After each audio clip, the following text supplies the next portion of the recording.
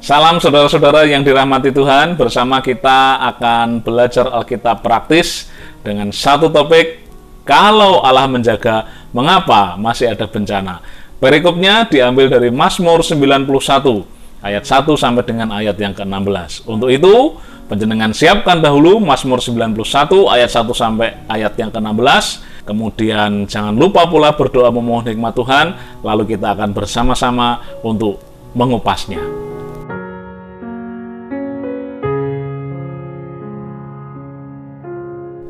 Nah, saudara-saudara, kitab Mazmur secara umum adalah kumpulan nyanyian, doa yang dipakai untuk ibadah di Bait Allah di Yerusalem. Nah, Mazmur 91 adalah ungkapan atau Mazmur ungkapan penyerahan diri secara total kepada Tuhan.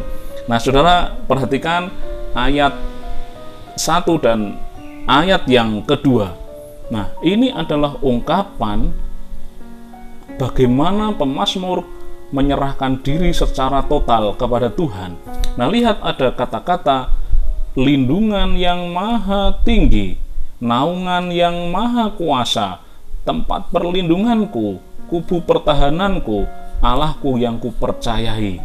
Nah, pemazmur mengungkapkan bahwa orang yang duduk dalam lindungan yang maha tinggi akan merasa bahwa dia terlindung karena dia berada di kubu pertahanan, yaitu Allah yang dia percayai. Allah melindungi kita dari apa? Nah, kita lihat, perhatikan ayat yang kelima. Ayat yang kelima dan ayat yang keenam. Tuhan melindungi kita terhadap apa? 1. Kedahsyatan malam, panah yang terbang di waktu siang, penyakit sampar yang berjalan dalam gelap, penyakit menular yang mengamuk di dalam petang. Nah, saudara-saudara yang dikasih Tuhan, dalam ayat 7 dan ayat yang ke-8 juga dikatakan 1000 orang rebah di kananmu, tapi tidak akan menimpamu. Nah, ayat yang ke-8, engkau hanya menonton, perhatikan, engkau hanya menonton dengan matamu sendiri dan melihat pembalasan terhadap orang fasik. Nah, orang fasik ini harus panjenengan garis bawahi, orang fasik. Jadi di sini dikatakan bahwa kita tidak usah takut terhadap, bolehlah dikatakan Allah sedang menghukum orang-orang fasik. Perhatikan, orang fasik. Kemudian kita kontraskan dengan orang yang duduk dalam lindungan yang maha tinggi. Orang yang duduk dalam lindungan yang maha tinggi akan diluputkan Tuhan dari kedahsyatan malam, dari panah yang terbang, penyakit sampar yang berjalan di dalam gelap, penyakit menular. Nah, perhatikan di dalam ayat ke-8 bahwa itu semua adalah pembalasan terhadap orang fasik. Jadi konteks perlindungan Tuhan ini secara umum adalah ketika kita berlindung di dalam naungan Tuhan, maka Tuhan akan meluputkan kita dari penghukuman. Nah, saudara-saudara yang dikasih Tuhan, terjadi kesalahkaprahan ketika kita melihat ayat yang kelima dan ayat yang keenam, terutama ketika kita ada dalam situasi pandemi ini. Jangan sampai kemudian ayat yang kelima, ayat yang keenam itu menjadi tindakan sembrono kita, menjadi pembenar. Kalau gitu aku akan keluar, nggak usah takut virus, aku kan dilindungi Tuhan. Tuhan berkata tidak usah takut terhadap penyakit sampar, maka aku akan pergi kemana-mana keluar, nggak takut dengan apa yang namanya virus. Nah, ini adalah tindakan yang sembrono dan salah kaprah. Lalu kenapa orang-orang percaya juga kadang-kadang mengalami situasi yang sulit, mengalami sakit penyakit, lalu kemudian kita muncul pemikiran bahwa, loh, berarti Tuhan nggak konsisten dong, berarti Tuhan nggak melindungi kita. Terus ayat ini gunanya apa? Nah, itu. Nah, kita lihat dulu. Perhatikan ayat 10 dan ayat 11. Ini menarik. Ayat 10, ayat 11. Nah, perhatikan saudara-saudara, bukalah Injil Matius. Nah, ayat ini, nah, lalu kemudian ditambah ayat 12. Ayat ini pernah dikutip oleh iblis ketika iblis mencobai Yesus di padang gurun. Yesus dibawa ke atas bubungan bait Allah, dan iblis menggunakan ayat ini.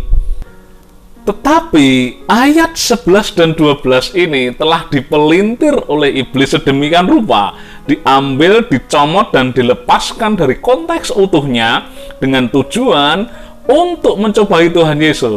Iblis ngomong begini, "Hei Yesus, coba kamu turun, coba anjlok," atau dalam bahasa Jawanya terjun bebas dari atas hubungan bait Allah ini. Kalau engkau anak Allah, engkau pasti akan dilindungi. Ingat enggak Mazmur 91 ayat 10, 11, 12. Nah, ayatnya gimana? Engkau tidak akan terjatuh sebab apa? Di sana dikatakan ayat yang ke-11, sebab malaikatnya akan diperintahkannya kepadamu untuk menjaga engkau dalam segala jalanmu. Mereka akan menatang engkau di atas tangannya supaya kakimu jangan terantuk pada batu. Nah, iblis kan menggunakan ayat ini. Apakah Yesus mau menuruti perintah iblis? Meskipun ayat itu ngomongnya demikian loh, kalau Yesus terjun, apakah Allah tidak benar-benar kemudian menyuruh malaikatnya untuk menatang Yesus? Pasti iya. Atau bisa saja Yesus terjun gitu lalu mendarat dengan pelan-pelan begitu kayak helikopter yang landing, itu bisa saja. Tetapi apakah Yesus kemudian berdasarkan ayat ini kemudian dia terjun menuruti perintah iblis? Kan enggak. Bahkan Yesus berkata demikian di dalam Injil Matius, berkata kepada iblis begini, "Nyalah engkau iblis, engkau jangan mencobai Tuhan Allahmu." Nah, kita kan belajar dari Gusti Yesus dalam hal ini. Jangan sampai kita salah kaprah di dalam ayat yang ke-5 dan ayat yang ke-6 menjadi pembenar bagi kita untuk mengabaikan protokol kesehatan. Untuk kemudian kita dengan mentang-mentang dan busung dada keluar ke rumah tanpa masker, lalu berkata, "Aku kebal virus, wong Tuhan melindungi aku dari penyakit sampar dan penyakit menular kok." Nah, bukankah kalau itu kita lakukan, kita ingat perkataan Yesus, "Jangan mencobai Tuhan Allahmu." Nah, maka kita bisa melihat Mazmur ini kita tempatkan secara proporsional bahwa Tuhan melindungi orang-orang yang percaya. Lalu kita kembali, kenapa masih ada persoalan ketika orang-orang percaya mengalami hal-hal yang buruk, hal-hal yang sulit dalam kehidupannya? Bukankah ayat ini berkata Tuhan akan melindungi kita? Kenapa masih bisa saja sakit, bisa saja mengalami kecelakaan dan mengalami bencana? Nah, begini saudara, kita lihat bahwa secara umum Allah melindungi setiap orang yang berlindung kepadanya. Tetapi jangan lupa bahwa Allah juga punya rencana dan tujuan yang spesifik dalam kehidupan setiap orang percaya. Kita lihat Ayub, kita lihat Paulus, kita lihat Stefanus. Apakah kemudian Allah jahat terhadap Ayub yang kemudian dia mengizinkan Ayub mengalami penderitaan? Apakah kemudian Allah jahat terhadap Paulus yang di akhir hidupnya dia menderita sakit yang tidak tersembuhkan? Apakah Tuhan juga jahat terhadap Stefanus yang kemudian dia dirajam dengan batu sampai mati karena melakukan pekerjaan Allah? Kan tidak. Sebab Allah punya rencana tujuan khusus terhadap Ayub. Allah punya rencana spesifik terhadap Stefanus. Allah punya rencana spesifik terhadap Paulus.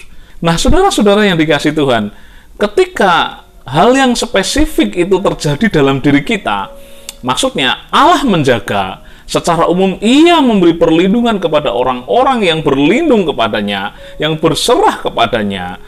Tetapi ketika kemudian Tuhan memiliki rencana spesifik kepada orang-orang tertentu, kepada panjenengan dan saya secara khusus, maka saudara, kita harus memiliki kepekaan rohani untuk mampu menangkap apa yang menjadi maksud Tuhan itu.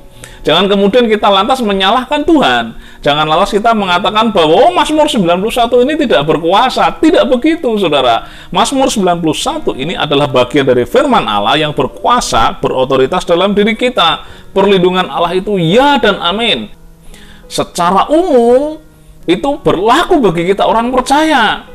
Tetapi sekali lagi ketika yang spesifik itu terjadi, tidak berarti kemudian Allah tidak konsisten, tetapi Dia punya rencana yang indah dan baik bagi orang-orang yang diberi rencana spesifik oleh Tuhan itu. Nah, sekali lagi disinilah perlu kepekaan kita, intimasi kita dengan Tuhan, untuk kita mengenal Dia, untuk kita terus tahu apa yang menjadi kehendaknya, sehingga ketika hal-hal khusus itu terjadi, kita bisa mengerti di mana kebaikan Allah di balik peristiwa ini. Mari kita lihat ayat yang ke-14.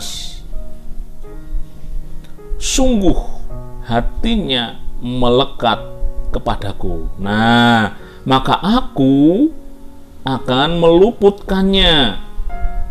Aku akan membentenginya sebab ia mengenal namaku. Nah, mengenal namaku ini kan proses keintiman dengan Tuhan. Proses di mana kita mengenal Allah dan rencananya. Maka untuk mengerti kehendak Bapa, kita harus belajar sungguh-sungguh memiliki kepekaan rohani kepada Tuhan. Dan ini kan perlu dikondisikan. Ini kan perlu dilatih supaya kita bisa mengerti apa yang menjadi kehendak Tuhan di dalam hidup kita. Kira-kira begitu saudara-saudara yang kasih Tuhan. Sekarang sudah jelas, dan marilah kita tetap percaya kepada Tuhan, tetap beriman, tetap meletakkan diri dan hidup sepenuhnya kepada perlindungannya yang sempurna dan rencana yang baik dan indah bagi hidup saya dan saudara. Amin. Haleluya. Tuhan memberkati.